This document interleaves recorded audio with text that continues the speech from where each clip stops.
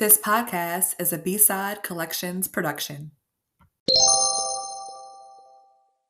Fertility ain't fair. That's right. So let's talk about it. Real, raw, unfiltered, with me, your friend in fertility.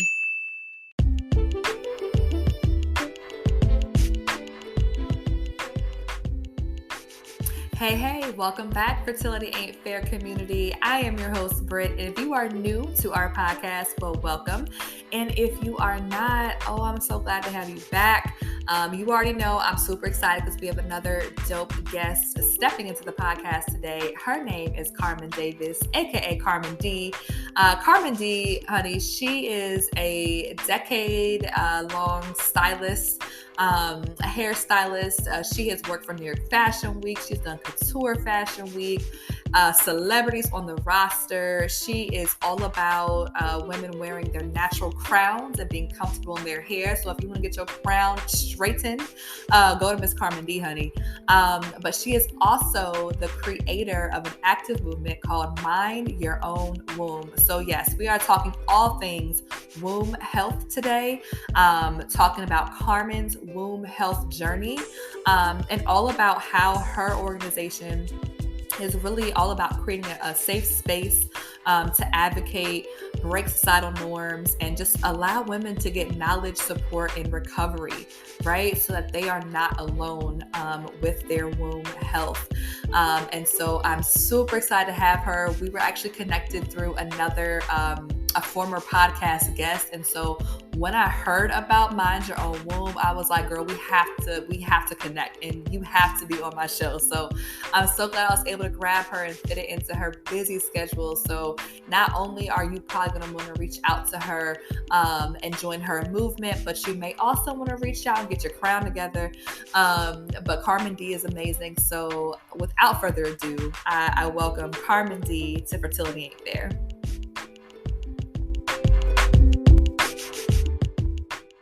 Carmen, welcome to Fertility Ain't Fair. How are you? I'm well. How are you, Brittany? Thanks for having me. You're welcome. Thanks for saying yes. I'm also well. I told someone else the well is just what I try to get to every single day. Just trying to be well and feel well. So I'm glad you could join the show today and give us a little bit of your time to talk about a couple different things, but we'll definitely get into Mind Your Own Womb very soon. But I want to start off by asking you, how do you define yourself? What are the words or phrases that describe who Carmen is? Oh, that was a really good question. I don't think anyone has ever asked me that. That was so good. For real? Yes, girl, that was good. Yes. I got it first. Yes. So I think the words that describe Carmen D would be like activist. And I had did a panel and the lady kept trying to redirect what I was saying. So I kept saying that I was an activist, and she kept trying to say I was an enthusiast. And, I knew what I was saying, but I was like, let me just go and look at the definition because maybe I'm tripping, but no, I am always actively in a space where I want to thrive and do better for the community.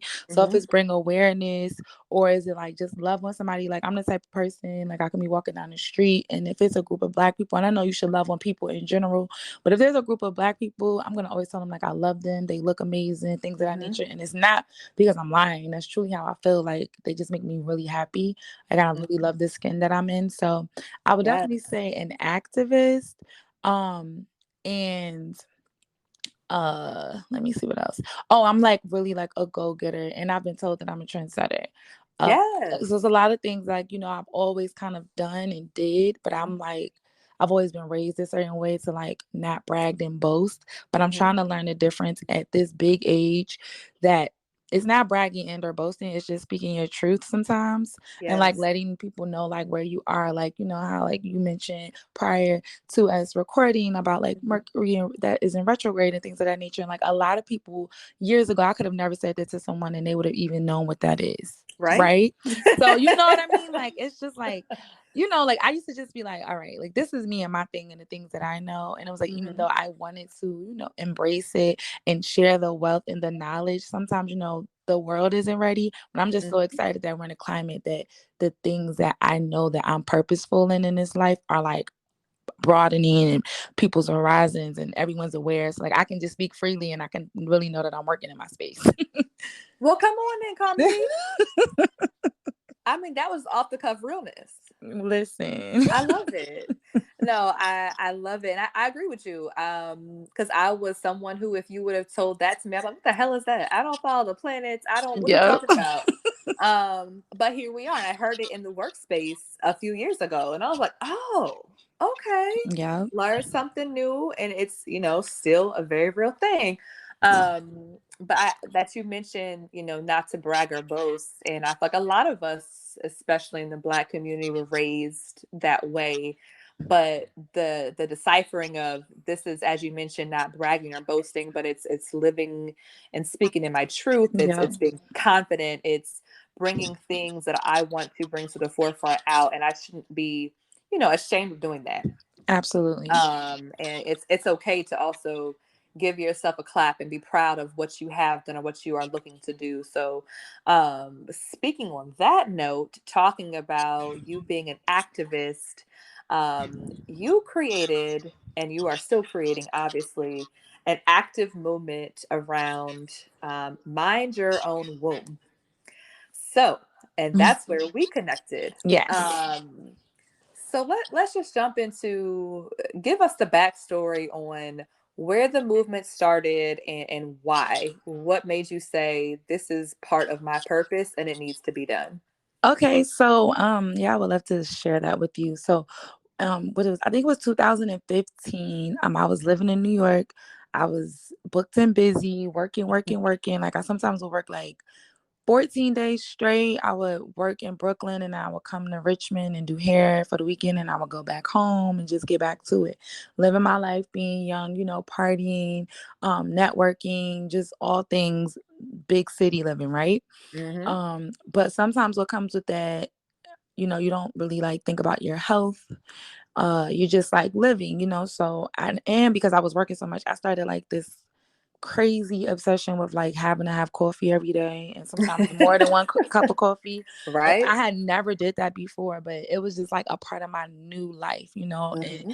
so and I was cool with everything. But prior to me moving to New York, I remember having a conversation with my physician and I was like, I keep feeling this little excuse me, this little lump in my stomach. And whenever I would go in, she was like, well, I don't feel it, Carmen. And I'm like, well, I usually kind of feel it right before my cycle or like during my cycle. And she was like, just like, well, I don't know what you're talking about. I don't think it's anything to be alarmed with, etc. Mm-hmm. So, fast forward, it was like my 30th birthday and I was started getting like these sharp pains and like they would stop me as I was doing work. It felt like something would Mm-hmm. like jolt my whole body. I really started like in a space where I couldn't sit down sitting up straight. I would have to like lean, undo my pants, move my pants, etc. I really couldn't bend over, sharp pains, nausea. It was just a lot of things, and then it was things that I may have heard of womb health related issues prior, but none of them to me were fitting the symptoms that I was coping with at the time. So I was like, okay, I don't know what's going on. Mm-hmm. Fast forward, it was almost my 31st birthday. And I went into like an emergency appointment because I just was feeling really, really bad. And I was really doing a lot of hair at this time. Okay. So I was like, I have to figure out what's going on because you know what I mean? Like I have to show up for everybody, but I was like, Right. I really got to show up for me. So, which was also a lesson that I needed to learn. So I was kind of Mm-hmm. glad about that because prior to that, and I think to be honest, my fibroids, excuse me, kind of I was in the hospital like 3 other times that year. Wow. And I kind of like, now that I know better, I'm like, it probably kind of had something to do with that because it was exhaustion, it was dehydration, it was a viral infection, it was all these things. And granted, I was ripping and running, but I just feel like all of those things collectively were Mm-hmm. not doing well. Like they were all like Right. helping the other one come about. Yep. Yep. Mm-hmm. So I went into my doctor's office, I'm like explaining all these things. I'm laying down. She's looking at my stomach. Mind you, she didn't even take out ultrasound, nothing. She just looks at my stomach. She's like, "Oh, you're like 6 weeks, 6 months pregnant, right?" What? And I'm like, "No, ma'am." But Wait, hold on. Wait a minute. Wait. So is this the same doctor or a different doctor that you first went to and said, "Hey, something's not this is right"? so the doctor at that was the doctor at home. So when I say Okay. at home, that's in Virginia. This was a Okay. doctor in New York, a totally different doctor. So you walk in and her first comment is you're pregnant. Yes, like like I laid down, but which was so crazy because I was Girl. like, girl. And then like as women, all women, the goal is never to have like a big stomach. So I'm Right. actively working out, okay? Like I'm doing, and I'm looking at her like that's what. And then I'm like 6 months. I'll say That's 6 big. months at that. Because Like I'm babies almost can at the live. Like end. some babies can live if they born at 6 months. So I'm looking at her like, oh, you trying to be funny. I have a whole baby in my stomach right now, is what you Right. just told me. Listen, so so she keeps Wow. going, are you sure? Are you sure? And I'm like, yes, I'm sure, because What? this is my body. I know what I have and haven't been doing in order to Right. or not to create a child, ma'am. So now I'm getting upset because it's like, first off, you just guessing at this point. You're not even you're not doing anything I know you're supposed to do, because in anything in life, right? We all have a job or a career or something that we're doing, and there are rules, right? You have to go through step 1 to step 25. She just jumped to 25. Wow. So she goes, okay, wait a sec. So she kept asking me all these questions. Are you sure you're not pregnant? Are you sure you're not pregnant? She asked me if I was pregnant. I'm not gonna lie, probably like 10 times.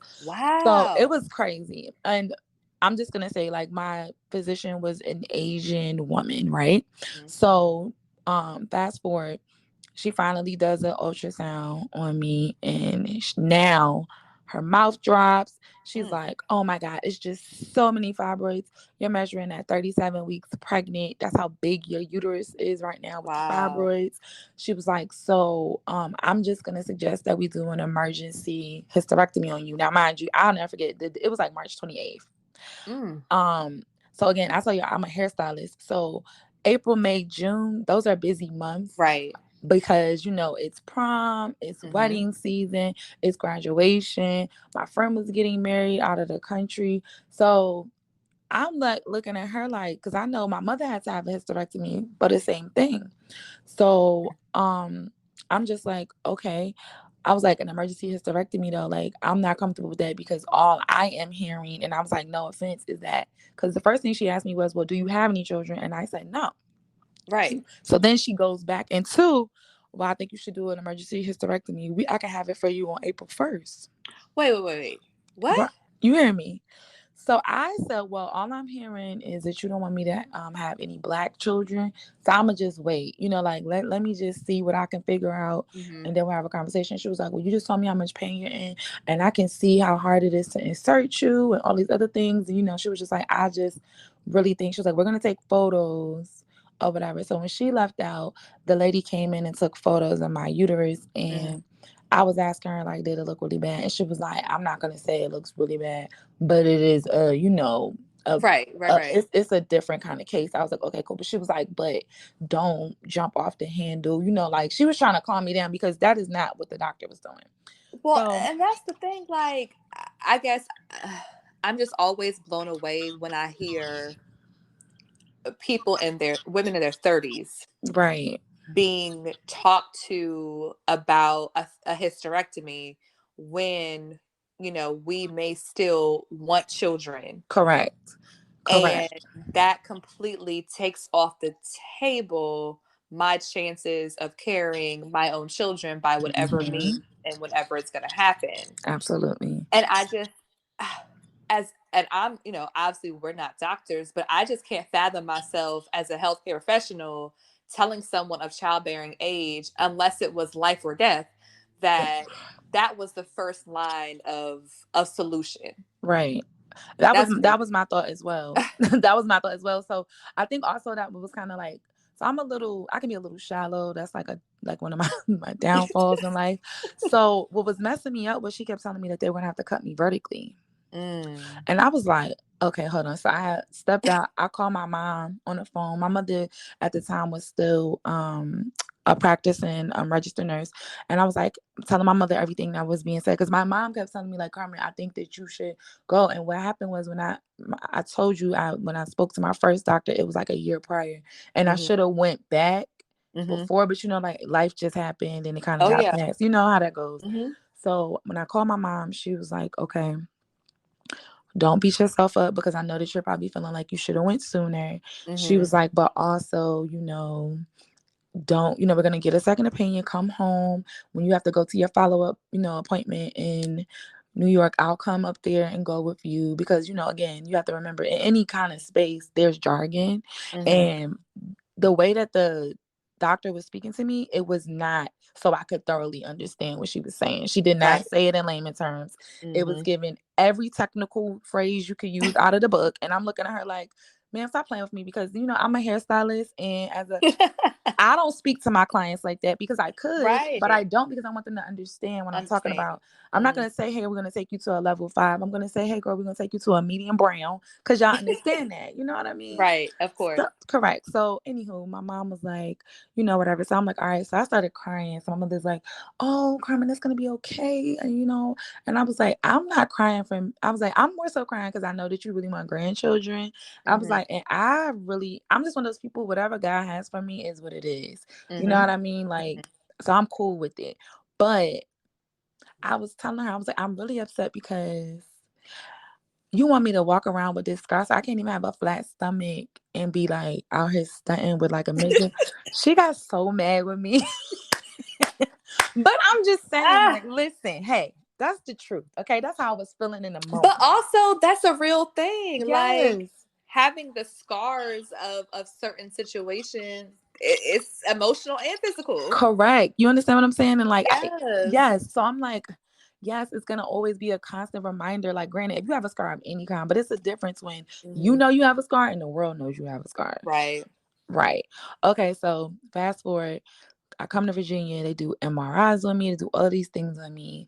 So he basically tells me, because my doctor sent me to this man. So he basically was saying how, okay, you do have 4 fibroids that I can see. He was like, 2 are the size of marbles, 2 are the size of, what did he say? Oh, like a wallet and a baseball, right? So I was like, okay, cool. Because again, she was talking all of those centimeters and stuff. I don't know what that means. I don't know what that means, ma'am. Make it make sense for me. So when he said that, I was like, all right, cool. And he was like, to be honest, one of them, you're so uncomfortable because of the placement in your uterus. And he was like, you are going to probably have to get that removed if you want to feel better or some type of relief because of the size of it. And that makes sense. Correct. You see what I'm saying? That makes sense. So when we go back, my mother and I, to the original doctor in New York City, her whole tone is different. Of course, because you see that I have someone here that also knows your language. So it's like, oh, she draws a whole diagram for me. She's like showing me that, oh, your fibroids can look like broccolini. And like she's all the whole 9 yards now, like, you know what I mean? She's trying to show me the exact placement of them, etc. So now it goes from I don't have to have a hysterectomy to I can have a myomectomy, which is totally different. One is a whole removal and then one is just removing the tumors. Okay. Cool. All right. So I'm like, all right. But then she's like, but she goes back to, but if we try to take some of them out and there's a lot of bleeding, then we're just going to remove the whole organ. Okay, but see, right. No, okay. That's not what we talked about. Do you see what I'm saying? So again, this is why it really matters for us to like share our stories, talk to people and figure out things because my mother, being someone that also works in the medical field, she says, so what I'm going to tell you to do is this. When you go in there and you see anything potentially that can possibly make her bleed out, don't cut that. Leave it.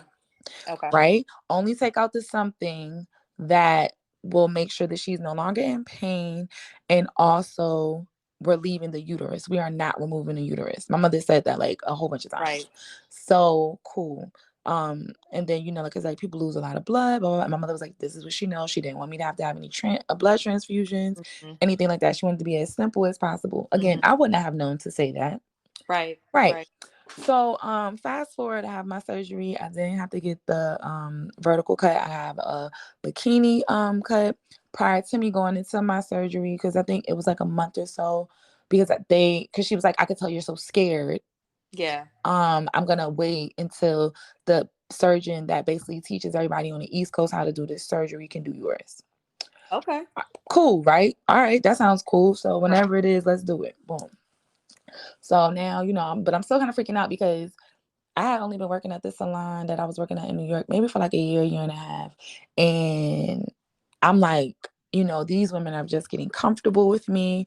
I'm booked to capacity. I'm blessed and I'm grateful, but I'm nervous because anybody that works in like the service industry, it's a Mhm. very fickle industry, especially when you got to take time off, Right. because like people really, they're not going to wait for you, like they will, but they won't. It's just, it's you never know. So I'm Yep. nervous, like, okay, how do I go in here and tell the salon that I'm working for, okay, I'm going, I'm gonna have to take 2 to 3 months out of work, because that's what they told me. And I'm freaking out because it's like, but the good thing was I was saving up all of this money because I thought that I was about to move into like this crazy apartment. Like I was like, oh, I'm about to get my dream apartment. Yes. I had all of this money saved up. Like, and like sometimes you think you're doing something because you think you're doing it for that, but in reality, it's for something else. Yes. Also, just like a key pointer, because I don't know if a lot of people know this, and I feel like somebody would have told me this. So, when I moved to New York, I couldn't get medical insurance. I didn't have enough documentation, so they gave me Medicaid and told me to get rid of it in a year. So it's so crazy. I got that in October, and then I had Hmm. my surgery in April, so I didn't have to pay for it, which was amazing. Oh, that's huge. Right, because that surgery was like $25,000. Yeah, for sure. Correct. Okay, so fast forward, I go, everything's happening, but now I'm at work, back working finally, and I'm telling everybody what happened, because not like I was upset, but I was upset a little because I was like, my mom had fibroids and never had a conversation really with me. The only conversation she had really was like, oh, I get heavy periods. Yep. So I'm like, okay, cool. But when I tell you, anybody that wanted to listen, Brittany, I probably wouldn't even have known your name, and I would have told you like, hey girl, what's up, girl? I just had surgery, and I would have told you everything. Okay.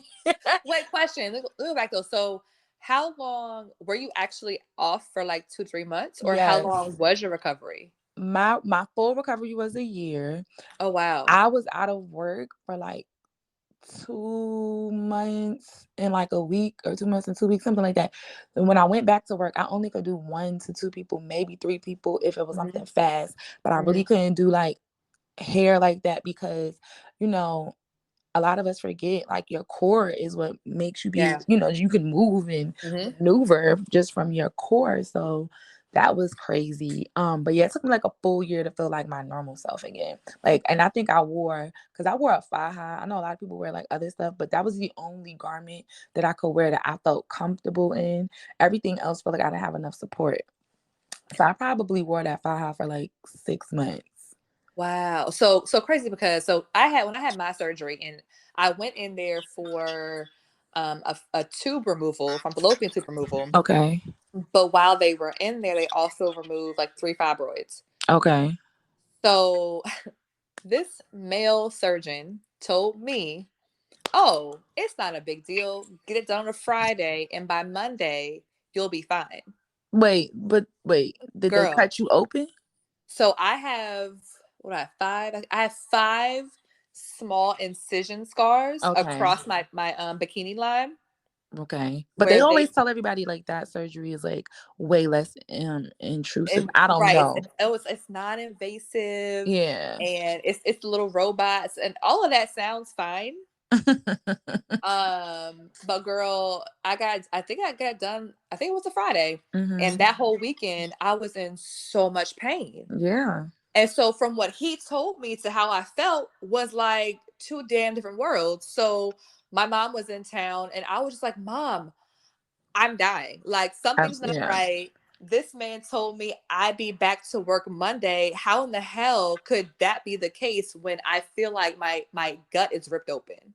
Right. And everybody's is so different with their body. So like my mom had a Mm. hysterectomy and was back at work in 2 weeks. Wow. But for me, like I basically had a C-section cut. Right. So it just was a lot for me personally. And I don't know if it's because like, like I have to stand all day. It just was a lot.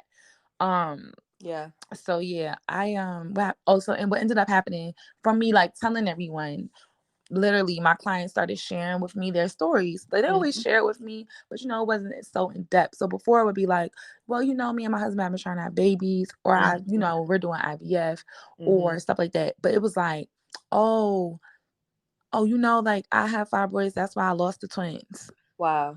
Or, it was just all of a sudden, oh, I've had 5 of those surgeries. Mm. Just everybody's like speaking their whole truth. And I'm like, okay, cool. So from that, I started like, I was online and I'm like looking up, okay, well, how can you, because I know after my surgery, they did leave 2 small ones. Mm-hmm. They were like the size of marbles. And they Mm-hmm. were like, I was like, okay, well, how can I heal this or make sure they don't grow? Because Mm-hmm. at that space, I don't know if anyone's ever had surgery that's been listening to the podcast, but I know for myself, I was like, okay, I have a clean slate. Right. So I didn't Yep. want to do anything that was gonna like add toxins and hinder the Mm-hmm. process. Like if I already had to go under the knife, which I already was super scared to do, Yeah. it was like, all right, that we just gonna, do all things that's gonna make this be amazing, no issues. Mm-hmm. So fast forward, I'm finding some things. I go vegan, etc. Um, and I'm just like constantly sharing, telling people whatever I know, whatever I'm learning, and as I'm still trying to deal with the 2 fibroids that I did have still left in my uterus. Mm-hmm. So because I had one in my uterus, one on the outside. So when I um I got to a point when I moved back home, because I moved to Charlotte and then I moved back to Richmond. So when I got to Richmond, I kind of got to a space where I was like, I should be doing more than doing hair. Mm-hmm. There's like another calling on my life, Mm-hmm. but I didn't know what it was, right? And I was just like, I kept saying like every day, like I know I'm supposed to be doing something else. I know I'm supposed to be doing something else. And then I was like, all right, I really don't know, but let's just see. So I was talking to my friend and I was like, I really feel like there needs to be a space for Black women, because when I was looking online, all I kept finding was white women talking about IVF and speaking about, some of their issues, but it wasn't like, it just, and this is like not being rude, but it was a space of like I'm crying and I'm taking pictures of myself crying, Mm-hmm. and it was just like super down for me. Like I was like, if I was wanting to be a part of a community, what would I want my community to look like, right? Right. Right. So I found, like a few, I found like Chef Aki. I don't know if she is. Yeah. I should follow her. Mm-hmm. Love her. So I Yep. found her page. Mm-hmm. One of my clients told me about her and I started using one of her elixirs, and I was like, you know what? I love how like positive she is, Mm-hmm. like, and I was like, and I feel like that needs to be the space, like sharing is caring, whatever. So I was going back to New York because at the time I was living in Virginia and I was going up there to do hair, but it was my friend's birthday. And I was like, I'm gonna make a shirt. Mm-hmm. And I was like, and I'm gonna see, because anybody that knows, like New York is one of those places, if it's amazing, they're gonna tell you. And if Right. it's trash, they're not gonna say anything, right? Sounds like I'm gonna wear this shirt. It's summertime in New York, and we're gonna see what happens. Mm-hmm. So I think I got off work and we went out. It was like 6:30, and I didn't go home till like about 1. And literally, like everybody, like all races, gender, was stopping me, high fiving me, screaming across the street. Yes, oh my gosh. And I'm just like, okay, cool. So we all have some kind of relationship with this phrase. Right. It resonates with us all. So I was like, Mm-hmm. okay, cool. So I'm supposed to be doing something with this because, like this is my space. It's something that I've dealt with. And from there, I just started to like build a community. So um I have a lot of people that contact me about like transitioning with their lifestyle. So if that's like Mhm. working out, eating, things of that nature, I share any like knowledge that I know if it has to do with fibroids, PCOS, endometriosis, like infertility, fertility, Mhm. Mhm. anything that I know that I find out from my own learnings or just something that someone shared with me. Because I know everyone isn't as, because I've been told this is a courageous thing to do. Yeah. So, because, a lot of people aren't that comfortable with Yeah. speaking about that part of their life. So, if any of my clients tell me something, and of course, not like the full thorough story, that's if I go back and rebuttal and tell, it's going to be like, oh, girl, you talking about me. But if it's something like, okay, you know what? My client said X, Y, and Z, and she took this, and this. You can try Mhm. that. Because for me, it's like, what's gonna hurt you if you just try something, especially if it's something that's natural, Right. Yep. like that. Like, all right, you tried it, it didn't work for you, cool. Mhm. Like now let's go on to the next something. So, that's basically how Mind Your Own Womb was born, and it's basically, um, a advocacy center space, safe haven for women of color, where we all can share our stories, our frustrations. It's for the woman that is married and has been trying to have children. It's for the woman that doesn't want children at all, and it's for the woman that either does have children and excuse me, does have children or doesn't have children, and it's just been like a harder time for that first child or the second, third, etc. So yeah, that's what Mind Your Own Womb is all about. I love it. I love the whole story from A to Z. And like you said, it really is a little piece for everyone because on some level, we all can relate to it. Yeah. And as you mentioned, you could not have kids, not want kids, be trying for kids, whatever it is. But on the baseline, as women, someone has in your lifetime came into your womb space Yeah. Yeah. and asked a question, gave advice, didn't take you seriously. It could have been a doctor, it could have been a friend, it could have been a parent, it could have been your Yeah. homegirl, whoever. It could have been a spouse, Yeah. and someone has violated Yeah. that very private space of yours, and really made it a point to get into that space that they were not invited into. Yeah, and it's so crazy that you say that because literally, I think like in that space when I feel like I need to do more, I was starting to like not want to go to family functions, Mm-hmm. certain outings, things of that nature because like I'm 36 years old, and the conversation always is like, you still not married? Mm-hmm. You don't want any children? Why you don't want no kids? Why you not married? And it's like, okay, like, and I had to have a conversation, even with like literally the main reason I moved away from Virginia, it was two Mm-hmm. reasons. When I first moved, one, I really wanted to test my skill set, but the biggest one was I was sick of my clients asking me why I was single. Right. It was really hurting my feelings because it was like, I'm really thriving though. Like, ask me about the other things that I'm doing. Like, I'm working for Fashion Week. I'm working with celebrities. I'm getting paid to do photo shoots, which is not even really norm in this space of doing Mm-hmm. hair. And y'all are so focused on the fact that I don't have the same setup like you.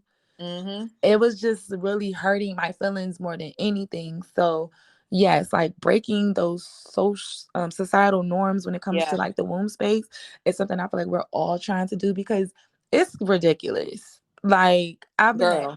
I've been at dinner and had men ask me like, why don't you have children? Oh, I'm gonna tell my mom that's crazy. You must be broke. All kind of What? stuff. And it's like, okay, so it's not that I'm being responsible and I'm just not having children because I know that I'm not ready, and having a child for me right now, that's not the life that I see, especially being a single mother, right? Mhm. But I'm broken. It's not that I was being responsible. Okay, cool. And then if possibly, air quotes, if I was broken, you saying it to me like that wasn't gonna make me feel any more whole. Correct. And Girl, how do you place that judgment on me? girl. So yes, it's all those things and bringing Yeah. awareness and letting people know. Like, it's so crazy how many people have told me like since following my movement, how like they never even thought of like some of the Mhm. questions that they were asking people, how they could be triggering. Like Yeah. I have clients that come and I can automatically tell that they're pregnant. I will never mention that baby. Because I remember, and it's like, again, sometimes things happen in life and you don't understand why they happen. I had an auntie when I was a younger girl, she was pregnant and her baby was stillborn and she was like 6, 7 months and didn't know, you know what I mean? So I remember when people kept asking her about her son, and I remember her face because she's walking around with a baby that's not alive, you know what I Mm. mean? So Yeah. for me, listen, and I also had clients be pregnant and like not be happy about it. Yep. So, you just never know where someone's mental space is. And as a woman, especially as a tribe, because that's how, I try to be a village for everyone that I come encounter with.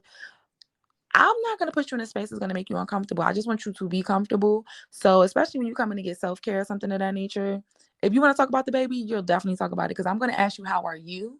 And you're Right. going to let me know we're doing well. I'm good. Baby's good. Like conversation like that. But if they don't want to talk about the child, it's fine. It doesn't matter. Of course, I want them and the baby to be healthy and things of that nature. And it's not that I don't care. I Hmm. just know how triggering things can be. Like I worked with a girl once when I was waiting tables and all the way to 9 months, pushed baby out. Baby ended up strangling on the umbilical cord. My God. You know what I mean? But it's like, but right after you still look a little pregnant. People still talking to her about when is the baby due? Did you have the baby? And I would literally watch her cry and break down every day. So it's like, yeah, I don't want to be a part of any of that Right. trauma and things of that nature. I just want to be a part of the support. So yeah, that's the thing that I feel like makes me feel most happy when it comes Hmm. to my movement is that people are like, okay, you're helping my mind, move differently and think differently and have conversations with people even in a different space because they never would have thought about it if I didn't say it out loud. Agreed. And that's exactly, like, I'm just nodding my head as you're talking because, like, I had this talk with either, really close friends who were aware of our journey, Mm-hmm. or with new friends. And a lot of times they want to know, well, like you mentioned, they just don't know, and Yeah. so I try to give people, a lot of grace at times, Right. because people really don't think twice about it. And we've constructed our society to be okay with these things. And now we have to change it. So, um, I love the fact that your movement does just that.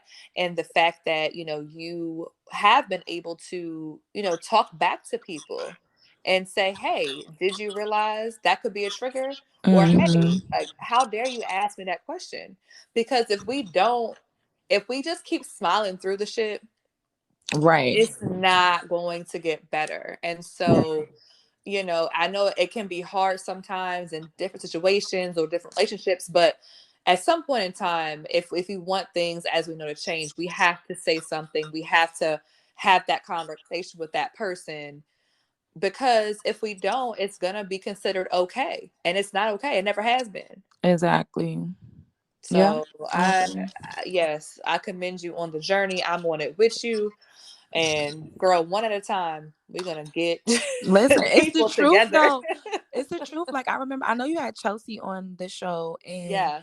her and I were talking, and she was like, "Well, how do you know if you have a fibroid?" And I literally told her everything, and she was like, "Oh my god, I'm gonna ask my doctor if I have one." And then when I spoke to her again, she was like, "Girl, I got a fibroid." And And I was, still does. but you see what I'm saying? But it's just so crazy because I don't Yeah. even know if she would have thought to ask about it if I wasn't always talking about mine. You know what I She mean? Like, probably, I think, cause I don't think she would have, because when we had our conversation, like, she went through kind of her journey to get to that point, but she also hmm was kind of, putting it off like, oh, it's nothing, or right. maybe I'm overthinking it, or, maybe I'm looking too hard into my symptoms. And we do that so often that, it gets to the point where, you can't overlook these things, No, absolutely. And you know? yeah, that's true. And I agree with you because I know when I went to a listening session or whatever, like it was like a town hall meeting, they were basically saying like black people don't know how to properly identify pain That because part. like we deal with pain in so many other areas in our life day to day. So like Hmm. we have become so comfortable in Hmm. spaces that if Hmm. you put it on that same pain on another individual in another race, it would be a huge change in like their level of pain. And Right. now, and it's just it's even when you say it, it's like we know that, right? Like when I heard him saying, I'm like, nah, that's true and it's real. Mm-hmm. But it's also super sad because it's like, dag. So when you go to the doctor and you're like, yeah, my pain level is like at a 5. Is it really a 5 or is it really like a 12? But because you've Right. had that pain for 2 years, Mm-hmm. it's kind of second nature. You know what I mean? So it's like, even with, Chelsea, and for her example, I remember her and I both were working out a lot together. And I was like, well, when you bend down, does it hurt? When you do this Mm-hmm. exercise, Mm-hmm. does it hurt? But then it was also like, I'm not even a physician, but why aren't they asking these questions? And that's where I'm at. That is exactly where I am because, like I said, I'm no doctor. However, I just feel like, as you mentioned, why is there not more questions being asked, more things being looked into, and why are we running towards drastic solutions Yes. that will literally alter the course of that person's life, like you had? Like, if you didn't have a support system or a mama to call or whatever, you could have thought, my only option is this. Yep. And then you would have had no womb at all. A girl out here looking crazy. And Just no also, womb. but also, it's two. Okay, so I've learned these two things as well. One, having a uterus and not having a uterus, like women have that organ for a purpose. Granted, yes, we're vessels, we procreate, etc. But it's so many other things. Like, I did not know a lot of women that get their uterus removed, they no longer like they no longer have the hardest time like having an orgasm. Hmm. Like, it's all these little things, like their hormones are off and all Mm-hmm. messed up, etc. And then once I didn't have my hysterectomy, and I had like started reading into other stuff, and I know like they're doing it now, but at the time they were trying to figure out if they could do uterus transplants. So I was saying to myself, so Yes. they do them now though, I right? saw that. I saw Correct. an article as well. Yes. So they do them Mm-hmm. on. So like you can get them as a trans woman, you can get them, Mm-hmm. etc. But I was like, okay, if you know anything about science and things of that nature, you can't build a uterus. Right. It's an organ, right? Right. Like, it's like a Right. heart, like all those things. Like, you really have to go and get that transplant. Okay, so where are y'all getting these uteruses from? Mm. For me, that's how I felt, because every Black woman that I know, they're told to get a hysterectomy. It don't matter if it's endometriosis, Right. PC. It's always, oh, you should just get a hysterectomy, but it's also said so casually and easily, right? So then when you find out the price of how much a hysterectomy is, because we always have to remember all business is business, right? Yep. So when you Yep. find out how much that costs, one, and then two, when you find out, oh, now they're doing transplant uteruses, and then with each transplant uterus, you can have up to 2 pregnancies, right?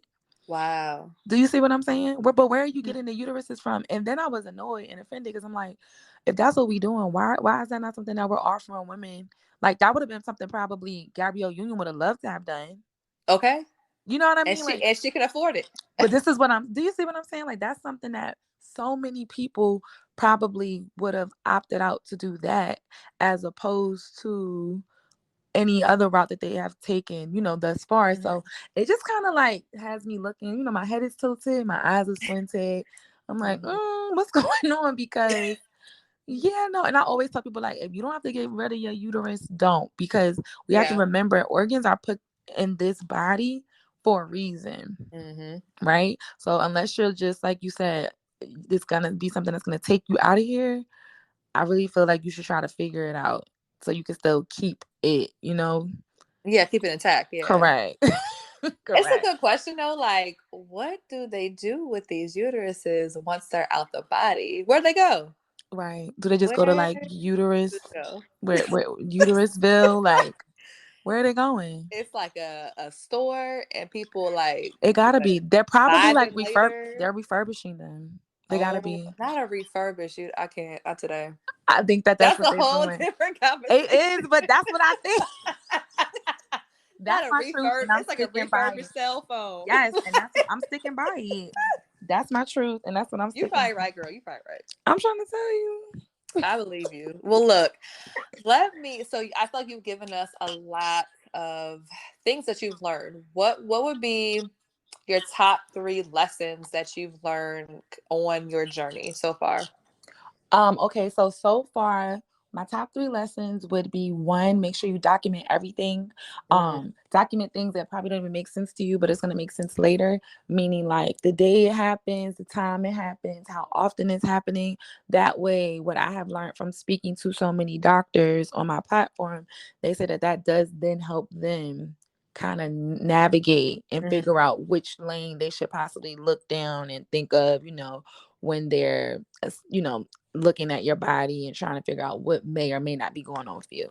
That's number one. Number two is learning to advocate. So I didn't realize so many people, they kind of misconstrue advocating and confrontation. mhm. And it's not. So you just being concerned about yourself and asking questions is not a bad thing. You are Right. not being controversial. You're just asking a question. You want to know what's going on. And you have that right. And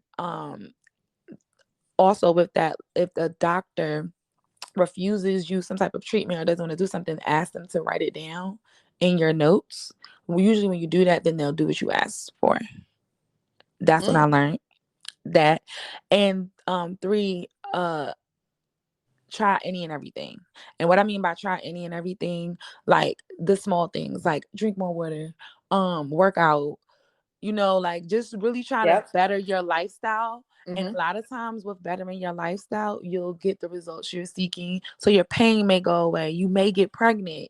Like your cycle may start to come more often. Things of that nature. Your acne may go away, whatever. But you may have all of these symptoms and issues or problems may tend to go away just from like lifestyle change, like taking a moment for self, deep breathing, meditation, prayer, all those things. So those are the 3 things that I have learned in my journey thus far. I love it. I love each and every one. I support all three of them. I 100% agree with all three of them and have had to do the same thing in my journey as well. So I know that'll help somebody else who may be just starting or maybe is trying to find better ways to get to their end goal, whatever that looks like for them. So please tell us how we can find you on the web and social and follow your movement. Okay, so if you want to go to my website, it is www.mindyourownwomb.com. And I am Mind Your Own Womb on Facebook and Instagram. And on Twitter, I'm on at Own Womb. So that's how you can find me. Yes. Carmen, I cannot thank you enough. I appreciate you for one, giving your testimony, and then also for sharing your movement with the world because it's a space that we need more of. And so I'm just happy to have been connected to you and to just follow your journey as well. So thank you for hopping on Fertility Ain't Fair. I appreciate you, and we're gonna stay in touch, girl, because it's too much connection not to. So. Absolutely. Thank you so much, Brittany. I really appreciate you.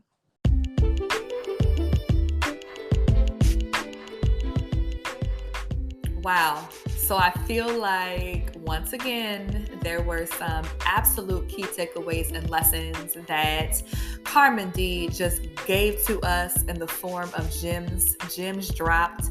Her 3 big lessons were: one, write it all down.